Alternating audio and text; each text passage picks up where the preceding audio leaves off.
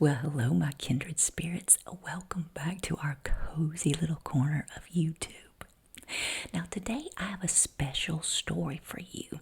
Think of it as a journey back in time to the early days of North Carolina where the first settlers made their home.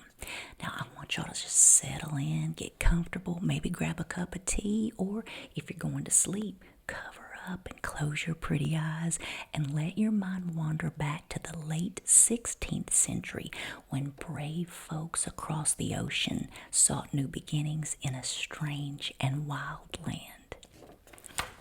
Now, our story begins with the mysterious Lost Colony of Roanoke. In 1587, a group of English settlers led by John White arrived on Roanoke Island off the coast of what now is North Carolina. Now, they had high hopes and dreams of establishing a thriving community, but fate had other plans. John White returned to England for supplies, but when he came back 3 whole years later, the people had vanished without a trace. The only clue that was left behind was the word Croatoan carved into a post. Now, in the book Roanoke, Solving the Mystery of the Lost Colony, Lee Miller provides a detailed account of this mystery. When White finally arrived back at Roanoke Island in 1590, he found the settlement deserted. There were no signs of struggle or battle, just an eerie silence. The houses had been dismantled, and the only clue was the word Croatoan carved into a post.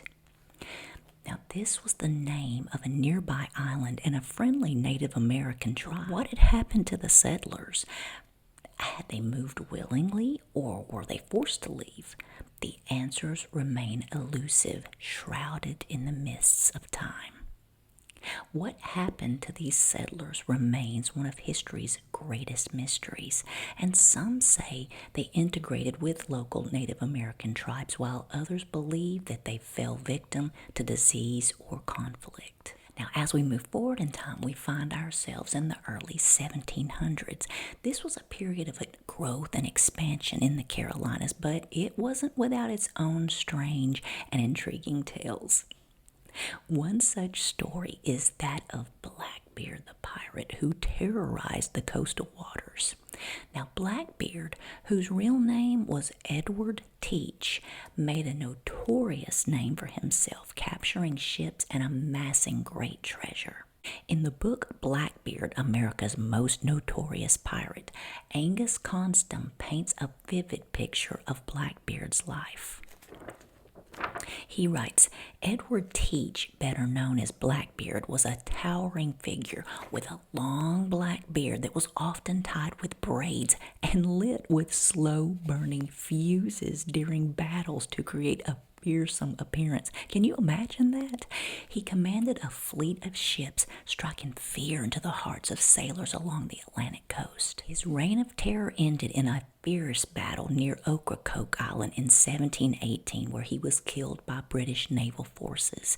And despite his death, stories of his hidden treasure and ghostly presence continue to captivate imagination. Some say his ghost still haunts the shores of North Carolina, searching for his long-lost treasure. Now, moving further inland, we encounter the Moravians, and they're a group of German-speaking Protestants who established the settlement of Salem in the mid-1700s.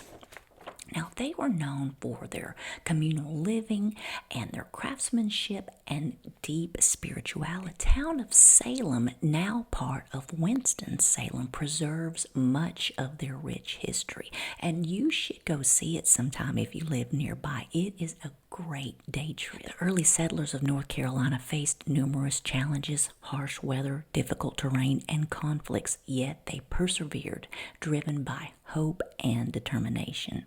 Their stories, filled with both triumphs and tragedies, continue to intrigue us all to this day. Now, if you would like to dive deeper into these tales, I highly recommend reading Roanoke, Solving the Mystery of the Lost Colony by Lee Miller, and Blackbeard, America's Most Notorious Pirate by Angus Constance. These books offer fascinating exploration of these historical events and figures. Thank y'all so much for joining me today on this journey through time. I hope that y'all found these stories as intriguing as I. And hey, before you go, if you found this video interesting, give it a thumbs up. Thank you so much, and I'll see you on the next video.